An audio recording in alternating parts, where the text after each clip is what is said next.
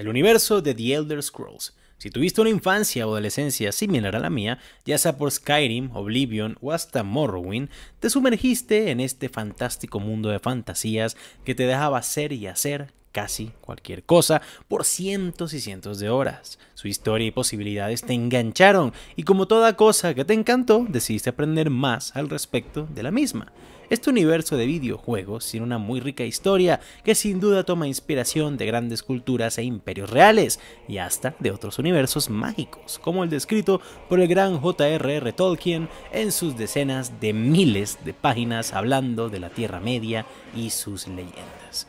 Y justamente, basándonos en esta última comparación, es que trataré de resumir de forma muy compacta y simple toda la historia sobre la creación, la guerra entre dioses, el auge y caída de imperios, el ascenso a deidades de Mesías, las especies, razas y todo lo demás que toma lugar en el mundo de Nirn, y más específicamente, el continente de Tamriel.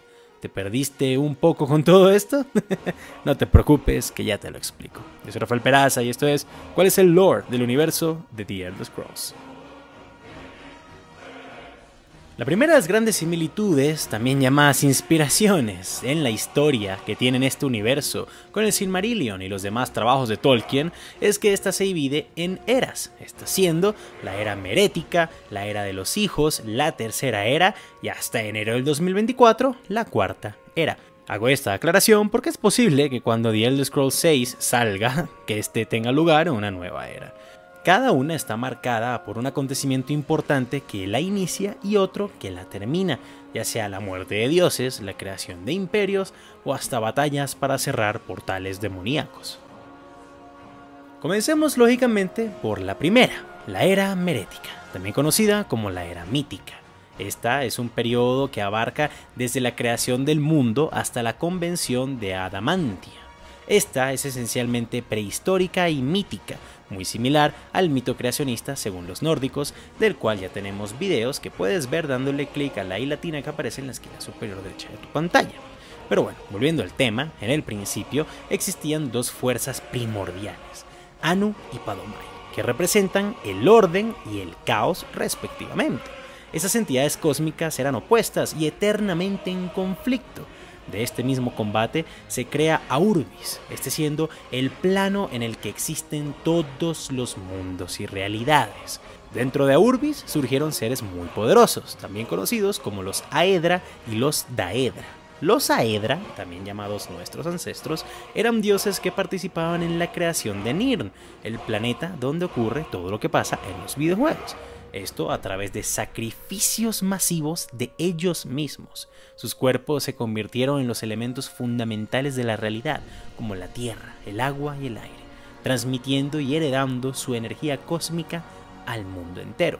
Por otra parte, estaban también los Daedra, que, egoístamente, decidieron no participar en esto y quedarse en su propio dominio, el Oblivion, que ya hablaremos de ellos más adelante en este video. Aún así, muchos de estos sacrificios no fueron 100% consensuados. Entre los Daedra y Aedra destacaba principalmente una entidad, Lorkhan. Sin nadie saber realmente de qué lado estaba, este dios propuso el proyecto Mundus, la creación de un plano mortal donde los dioses podrían experimentar la realidad a través de criaturas mortales. Este convenció a otros dioses, principalmente Aedra, de participar en esta empresa. Sin embargo, dicho acto implicó un gran sacrificio, ya que los dioses dieron parte de su ser para formar el tejido mismo de la realidad. Desde la perspectiva de algunos dioses Aedra, como por ejemplo el gran Trinimac, Lorkhan fue visto como un engañador que los llevó a sacrificar su divinidad sin revelar completamente las consecuencias. Esa traición generó resentimiento y hostilidad hacia Lorkhan. Dicha percepción hizo que estos dioses quisieran vengarse. En medio de la creación del Mundus, Lorkhan fue mutilado y su corazón cayó a Nirn. Este corazón se convirtió en una fuente de poder inimaginable a la disposición de los mismos mortales que este ser ayudó a crear.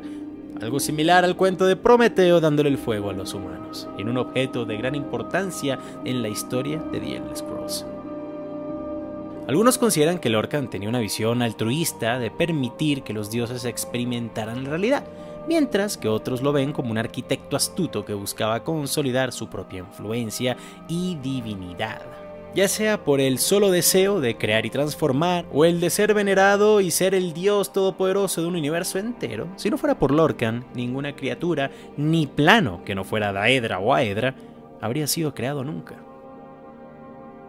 De todos los Aedra que sacrificaron parte de su ser para crear el mundo, hubo un grupo en especial que sobresalieron, estos siendo los 8 divinos. Estos se transformaron en todos los aspectos terrenales que los habitantes de Nirn representaban y con los que interactuaban, y serían venerados desde la creación de todas las criaturas, hasta el fin de los tiempos.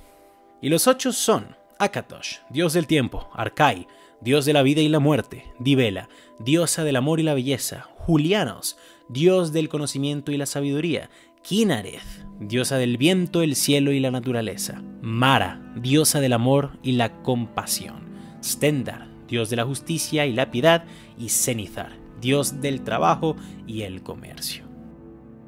Si comparamos este panteón con muchos otros del pasado de nuestra humanidad, como el griego, el egipcio, el nórdico y demás, vemos que todos son muy similares y abarcan casi todos los aspectos terrenales que existen. Pero podemos ver que así como Tyr en los nórdicos y Ares en el griego, falta un ámbito muy arraigado en todo lo vivo y racional, uno de destrucción, conquista, planeación y hasta piedad. Falta un dios de la guerra. Pero no se preocupen, que este llegaría más adelante de la mano de un ser poco esperado, o tal vez mucho incluso, este siendo un humano. Pero nos estamos una vez más adelantando mucho, vamos poco a poco. Bueno, sabemos cómo comenzó el universo, quiénes eran las principales deidades, sus bandos, sus acciones y su experimento de un plano terrenal. Ahora hablemos de los que ocupaban dicho plano. Cuando Nirn ya estaba listo, diversas razas y especies comenzaron a habitar y explorar el planeta entero. En todo el medio de este se encontraba una gran masa de tierra llena de recursos y lugares para crear civilizaciones con el nombre de Tamriel, o algo así como la Tierra Media de Tolkien. Es aquí donde todos los videojuegos ocurren. Pocas son las razas y especies que tienen explicación de cómo llegaron al continente y el por qué también. Casi ninguna habla de su hogar, y solo 2 pueden llamar Tamriel su verdadero hogar natal: los argonianos, los reptiles, y los Khajiits, los felinos, ambos con forma humanoide y raciocinio. Ni humanos ni elfos eran endémicos de este gran continente. Los primeros colonos en llegar a Tamriel fueron los Aldmer, que para mayor practicidad simplemente los llamaremos elfos. Estos llegaron al continente por el sur, asentándose primero en las Islas Somerset, o las Islas Sombrías en español. De allí comenzaron a explorar y a crear nuevas colonias a lo largo de todo Tamriel, separándose en varias razas tras el pasar de los años. Estas incluyen los elfos del bosque, de la nieve, los orcos y los Dwemer, muy similares a los enanos en su amor por las cavernas, las minas y la ingeniería. Desde Somerset, otro grupo de elfos originales navegaron río arriba hasta el medio del continente y construyeron la Torre Blanca y Dorada, esa misma torre gigante que es la capital del imperio en The Elder Scrolls 4, Oblivion, desde donde gobernarían prácticamente el continente entero. A esta nación se le llamó el Imperio Ayleid, y con su fundación se termina la primera y más larga de todas las eras. Luego tendríamos la llamada Era de los Hijos, una época que abarca desde la Convención de Adamantia hasta la formación del Imperio de Cyrodiil. Comencemos con la primera de estas dos. En esta reunión, los dioses y entidades divinas establecieron las leyes del tiempo y el espacio en toda Tamriel. Esto impidió la intervención directa de dichas deidades en los asuntos mortales, cosa que los Daedra más adelante harían todo para incumplir. Aún así, el inicio de esta fue parcialmente libre de intervención divina. Más o menos al mismo tiempo, otra especie extranjera arribaba a las costas de Tamriel. Los humanos llegaron desde tierras misteriosas en la cima de Nirn y comenzaron a habitar las tierras al norte y centro del continente. El problema es que ya había muchos seres ahí. Los elfos de esas zonas, al tener más tiempo y ser mucho más numerosos que estos hombres y mujeres que se hacían llamar Nits, comienzan a esclavizarlos, también en muchos casos reproduciéndose con ellos forzosamente, creando la nueva especie de los bretones, mitad humana, mitad elfos. Pero la humanidad no sería tan fácilmente subyugada. Una nueva raza de hombres llega a la costa norte del continente otra vez, esta vez más altos, fuertes y pálidos. Al unirse, toman por la fuerza las tierras del norte del continente, también llamadas Skyrim, matando a casi todos los elfos de la nieve. Al mismo tiempo, dragones racionales rondaban estas tierras y su interacción con los nórdicos era bastante grande. Al principio de forma negativa, muchos subyugando a los nórdicos. Pero tras muchas batallas, los hombres y mujeres del norte lograron neutralizar la amenaza de estas bestias aladas. Por ahora. También por el oeste, otra raza de humanos diferentes llega a las costas de Páramo del Martillo, los Guardias Rojos. Estos eran de piel oscura y costumbres muy diferentes a los Nits. Tuvieron la ventaja de llegar en grandes números y a zonas poco pobladas por los elfos. Aprovechando esto, mataron o expulsaron a todos los habitantes de estas tierras, incluyendo también a otros humanos, y así instalándose permanentemente en el oeste de Tamriel. Por siglos los elfos esclavizaron y maltrataron a los humanos Nits en el centro del continente, y esto hubiese seguido siendo así si no fuera por Alesia, una líder carismática pero también esclava, quien con la ayuda de uno de los 8 divinos, el gran dragón del tiempo Akatosh, inició una rebelión contra sus opresores. Después de la victoria sobre los elfos, Alesia estableció el imperio alesiano en el corazón de Tamriel. Se convirtió en la primera emperatriz humana del continente y estableció su capital en la ciudad de Sancre Tor, hogar de la Torre Blanca y Dorada. Como parte de su pacto divino con Akatosh, se forjó el Amuleto de Reyes, un artefacto que simbolizaba la conexión entre los emperadores y el dios dragón. Se consideraba una manifestación física que aseguraba la seguridad, valga la redundancia, y estabilidad del imperio siempre y cuando la línea de Alesia se mantuviera. Mientras tanto, en la región oriental de Morrowind, en esta época, los Dwemer compartían tierras con los Khmer, una de las razas élficas que eventualmente se convertirían en los Dunmer, los elfos oscuros, después de la erupción del monte Vanderfell. La relación entre estos dos bandos fue caracterizada por conflictos y tensiones constantes. Estos problemas se debieron a diferencias culturales, filosóficas y religiosas entre las dos razas élficas. Los Dwemer, estos elfos mal llamados enanos, que obtienen su inspiración de los enanos en la mitología nórdica y del mundo del Tolkien, eran conocidos por su habilidad en la ingeniería y la metalurgia. Debido a sus grandes avances en tecnología, estos comenzaron a buscar formas en las cuales retar hasta a los propios dioses, buscando convertirse en deidades y trascender. Al encontrar el literal corazón de Lorkhan, sí, el corazón del dios que técnicamente creó todo el mundo, y que cayó también al mundo, estos comenzaron a utilizarlo como fuente de energía, alimentando a sus máquinas y hasta creando su propio dios en la forma de un gigante de acero Dwemer capaz de destruir todo a su paso, y esta máquina fue nombrada como el Numidium. Borrachos de poder y creyéndose dioses mismos, los Dwemer retaron a todo el mundo, literalmente a todo el mundo. Dioses, humanos, elfos, orcos, todos fueron declarados enemigos de ellos. Con todo y gigante y con corazón de dios, la situación Dwemer era cada vez peor. Y en medio de la guerra y en un último intento de su rey para conseguir la trascendencia divina para su pueblo al creerse mejores que los propios 8 divinos, misteriosamente los Dwemer desaparecieron repentinamente de la faz de la tierra, dejando así atrás las ruinas de la mayor y más avanzada civilización que el continente jamás vio, pero que sucumbió ante su propio ego de querer matar a toda criatura del universo. Con este acontecimiento y todo lo demás que estaba pasando en el continente, la Era de los Hijos termina con incertidumbre a lo largo y ancho de Tamriel. No solo los Dwemer desaparecieron, había una guerra divina en Morrowind y todo tipo de conflictos habían sido desatados, sino que en medio del desastre la propia dinastía alesiana es eliminada tras siglos de gobierno. Tamriel está en caos, pero un nuevo héroe llegaría para tomar el trono humano, fundar un nuevo imperio y hasta convertirse en dios. Esto más el surgimiento de un nuevo y brutal reino elfo, una invasión demoníaca y el regreso de los dragones y de Alduin, el devorador de mundos, hijo de Akatosh.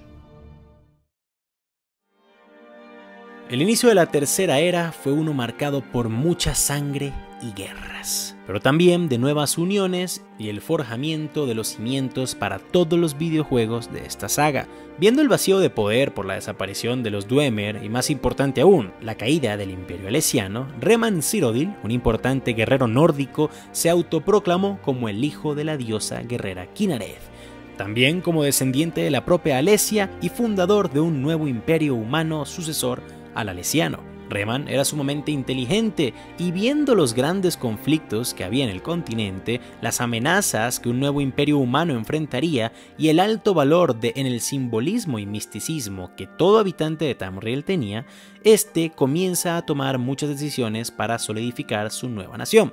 La afirmación de descendencia de Alesia por parte de Reman y sus sucesores se consideraba más simbólica y política que genealógica. La historia imperial a menudo involucraba elementos mitológicos y simbólicos, y la conexión con Alesia ayudaba a legitimar el poder de la línea imperial reinante, fuera verdad o una mentira. Además de esto, Reman estableció una alianza con los dragones.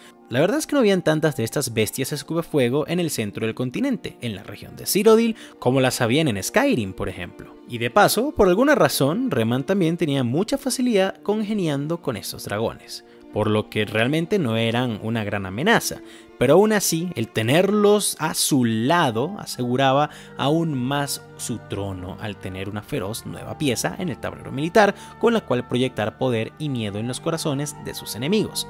Y hablando de enemigos, ya hablamos que a Tamriel llegaron humanos por el oeste y también el norte y elfos por el sur, pero ¿qué hay del este? Pues esta sería la vía de entrada al continente para los Akabari. Los Akabari, una raza de humanoides reptilianos, pero que no era lo mismo que los argonianos, intentaron invadir el continente con gran fuerza y números durante el reinado de Reman. Tras años y años de guerras, el destino de ambos bandos se vería sellado por un combate 1 a 1 entre el líder Akabari y el propio Reman, donde este último sería el ganador, terminando así el conflicto y posicionando a este hombre no solo como la persona más poderosa del continente, sino como una leyenda. Durante su guerra contra los Akabari, estos mismos, al ver el poder de Reman y su alianza con las bestias aladas, declaran que Reman no era un simple humano, sino que era un sangre de dragón, un guerrero mítico capaz de usar los mismos poderes de los dragones, título que el emperador orgullosamente asume. Debido al otorgamiento de dicho título y a su rendición incondicional, el emperador decide no matar a todos los Akabari, sino más bien incorporarlos a su imperio, incluso proclamando a varios como asesores en la corte real. Por décadas, Reman y sus sucesores se dedican a la conquista de todo el continente, logrando capturar casi todas sus regiones, excepto por Morrowind y las islas Somerset de los elfos. Pero como con todo imperio en este mundo, si se corta la línea real, se acaba la fiesta. Reman III, nieto de Reman, es asesinado en una conspiración muy posiblemente orquestada por sus propios asesores Akabari. Tras su muerte, Bersidus Shey, uno de los asesores, se proclama a sí mismo como nuevo emperador, pero su popularidad claramente no era muy buena, y dicha inestabilidad hizo que eventualmente él y su hijo también fueran asesinados y que el imperio se disolviera. Lo que siguió fue un nuevo periodo de inestabilidad en el continente. Señores de la guerra de todas las especies y razas luchaban entre sí para llenar el vacío de poder dejado por la dinastía Reman, pero luego de siglos de oscuridad, un nuevo héroe daría la cara por el continente y toda la humanidad. Desde el norte, un tal Hjalti Barba Temprana, sí, esa es la traducción del nombre, une a los guerreros de Alta Roca y de Skyrim para formar una nueva alianza humana del norte. Con su ejército de nórdicos y otras razas, lanza una campaña militar en Cyrodiil para no solo tomar la Torre Blanca y Dorada, símbolo ejemplar de todos los imperios pasados, sino que también toma todo el centro del continente, uniéndolo por primera vez desde hace siglos. Hjalti no solo era un gran guerrero, sino que así como Reman y Alesia en el pasado, el nórdico también poseía el apoyo de dioses y dragones, siendo inclusive él mismo otro sangre de dragón, que cabe aclarar no puede haber más de uno a la vez y no suele ser un título hereditario. En su conquista por Cyrodiil también encuentra y se apodera del amuleto de los reyes, el mismo que Akatosh le dio a Alesia y que Reman también poseyó y usó, Y con esto, más con su habilidad para controlar y el usar los poderes de los dragones y su gran destreza en batalla, este nórdico asume el puesto de líder máximo en el nuevo y tercer gran imperio de Tamriel. Pero no como Hjalti Barba Temprana, sino como Tiber Septim, primer emperador de la dinastía Septim. Como todo emperador antes que él, su misión era la de expandir las fronteras de su imperio y al mismo tiempo protegerlas. Conquistó casi todas las regiones del continente, pero como siempre, Morrowind fue la excepción. Y tal vez se preguntarán, ¿qué hacía que Morrowind fuera tan difícil de dominar? Pues resulta que desde la desaparición de los Dwemer, un grupo de elfos oscuros se apoderó del corazón de Lorkhan, aprovechando su poder y convirtiéndose a sí mismo en algo así como semidioses. Con este poder primordial, 3 elfos fundan el Tribunal y gobiernan todo Morrowind, no solo como reyes, sino como dioses, exigiendo y esperando su veneración y a la vez lanzando poderosos castigos y maldiciones sobre cualquiera que se atreviera a retar su poder, ya fuera interna o externamente. Aún así, esto no desmotivó al emperador nórdico, quien sabía que su imperio tenía los recursos y el tiempo suficiente para eventualmente dejar sin seguidores al tribunal. Debido a esto, tras varias grandes derrotas, los semidioses elfos firman un armisticio con Tiber Septim, donde se estipula que Morrowind se uniría al imperio y que pagarían impuestos a la capital, siempre y cuando se les dejara seguir gobernando internamente a los 3 elfos dioses, y que le entregaran a Tiber Septim el Numidium, la bestia de hierro gigante de los Dwemer. Con esta nueva arma, Tiber Septim se embarca literalmente a la conquista de la última región del continente que le quedaba por controlar, una donde los más poderosos seres no divinos de Tamriel habitaban, las Islas Somerset, hogar de los altos elfos. Tras años de guerra y luchando en el frente de batalla, los elfos se rinden ante el poder del hombre nórdico y su máquina gigante de guerra, y es así como por primera vez en todas las eras, no solo los elfos, que alguna vez esclavizaron a los humanos, se arrodillaron ante un imperio de los hombres, sino que también fue la primera vez que una sola fuerza, una sola persona, un solo símbolo gobernó todo el continente. Tiber Septim es nombrado como la persona más importante de la historia. Este hombre trajo paz y estabilidad a Tamriel, fundó ciudades, creó alianzas, organizó reformas, fue universalmente amado y respetado, y sus alianzas con dioses, su sangre de dragón, su origen nórdico y sus importantes hazañas hicieron que al momento de su muerte, éste ascendiera a los cielos y se convirtiera en una nueva deidad, parte de los ex-8 y ahora 9 divinos. Hjalti Barba Temprana ya no existía, Tiber Septim ya no existía, su nuevo nombre de dios, el Gran Talos. Ningún emperador de la dinastía Septim logró mantener la paz que Talos había conseguido. Siglos después, en Morrowind, los mismos 3 dioses que firmaron la paz con el imperio vieron la precaria situación del mismo y deciden comenzar a buscar más independencia y poder. No quiero dar muchos spoilers porque lo que viene después son los acontecimientos del juego The Elder Scrolls 3 Morrowind, pero básicamente todo termina con nuestro personaje del juego eliminando el control del tribunal de los 3 dioses de la región y trayendo paz a la misma. Solo 6 años después de los eventos de Morrowind, luego tenemos todo lo que pasa en el juego de The Elder Scrolls 4 Oblivion, en donde el amanecer mítico, un culto creado para la adoración del dios Daedra de la destrucción, Mehrunes Dagon, asesinan al emperador Uriel Septim y planean una invasión Daedra total de Tamriel, con el objetivo de conquistar el continente. A este acontecimiento se le llamó como la Crisis de Oblivion, un evento apocalíptico en donde los Daedras atacan a la humanidad, llevando a la destrucción de la zona de Vatch y la apertura de portales demoníacos desde Oblivion a Tamriel en todo el continente. Así como con Morrowind, no quiero dar muchos spoilers por si alguien no ha jugado este juego o pues ya lo hicieron y saben todo lo que pasa. Pero básicamente todo se resuelve cuando el último integrante de la dinastía Septim, Martin Septim, con el poder del dios Akatosh, sacrifica su vida para cerrar las puertas de Oblivion y detener la invasión daédrica. Y es justamente con este sacrificio que se marca el fin de la Tercera Era. Incluso con la muerte de Martin Septim y el refuerzo de las fronteras entre Oblivion y Tamriel, el continente entra en otro periodo de grandes problemas. El inicio de la Cuarta Era muestra un mundo inestable, donde sin un séptimo en el trono, todo el imperio es puesto en jaque. En Cyrodiil, el centro geográfico y de poder del imperio, grandes facciones internas luchan por el trono. Los argonianos, que por siglos habían sido esclavos de los elfos oscuros en Morrowind, invaden estas tierras en rebelión y venganza. Y por si fuera poco, la Montaña Roja, un supervolcán en esta misma zona, explota repentinamente, destruyendo casi todo Morrowind y convirtiendo a casi todos los elfos oscuros en desplazados. Por si esto no fuera problema suficiente, los altos elfos de las Islas Somerset también deciden rebelarse contra el imperio y una vez más ser independientes y creerse superiores a todo el mundo de la forma más egocéntrica posible.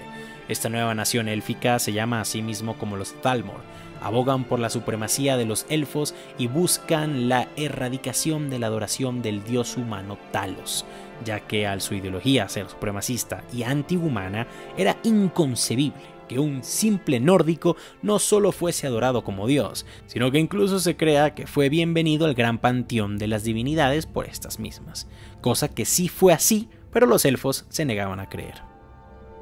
Con el apoyo de los elfos del bosque y los Khajiits, los Thalmor declaran la guerra a lo que queda del imperio. Este conflicto sería muy costoso y sangriento y aparentemente podría haber significado el fin de dicha nación, por lo que en una movida desesperada se firma el Concordato Blanco y Dorado, un tratado de paz que acaba la guerra con la condición de que el imperio sacara a Talos del panteón de dioses, persiguiera a todos sus seguidores y entregara la región de Páramo de Martillo a los elfos. Una supuesta paz había llegado nuevamente al continente, pero parecía que este tratado traería más problemas de los que solucionaba.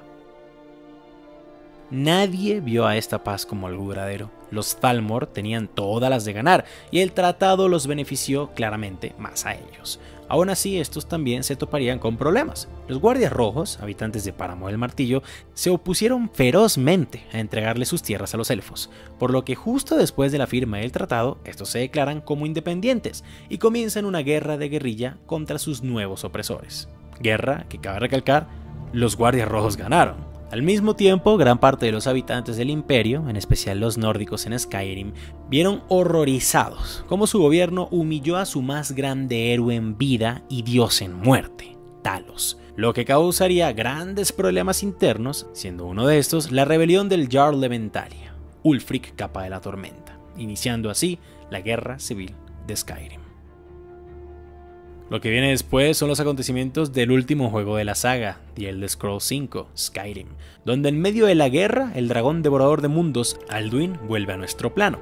Los Thalmor siguen presionando, la guerra civil amenaza con poner la soga al cuello a un muy debilitado imperio, vampiros tratan de tapar el sol y muchas tragedias más ocurren. Y solo un misterioso y nuevo sangre de dragón puede acabar con todos estos problemas, o en algunos casos empeorarlos.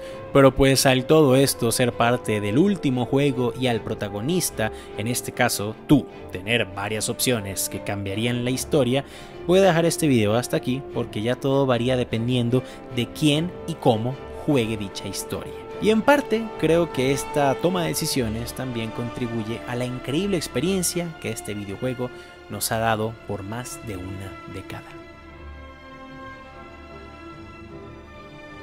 Y bueno, mis queridos suscriptores, hasta acá dejamos la compleja historia de este gran y lleno de misterios y leyendas mundo de fantasías.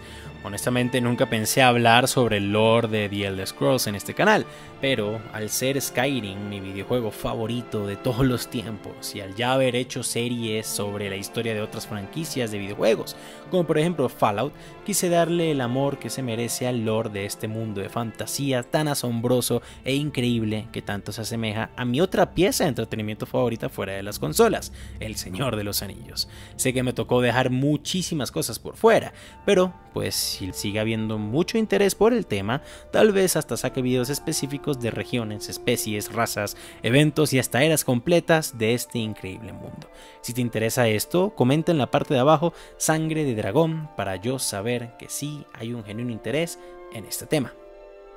Recuerden que desde hace ya más de 2 años la situación en YouTube no es la mejor. Mucha gente se ha quejado porque he resubido videos, pero también lo he hecho porque casi todos los que he resubido han sido videos que YouTube me ha desmonetizado o bajado de la plataforma sin razón aparente.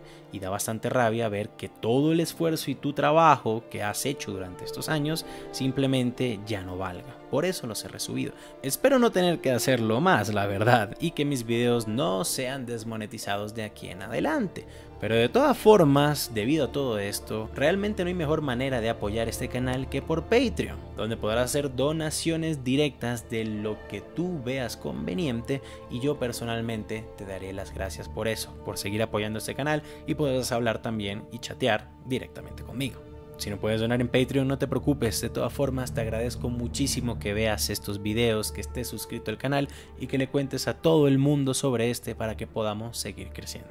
Sin nada más que agregar, yo fui Rafael Peraza para el baúl de los conocimientos inútiles. Que tengan muy buen día.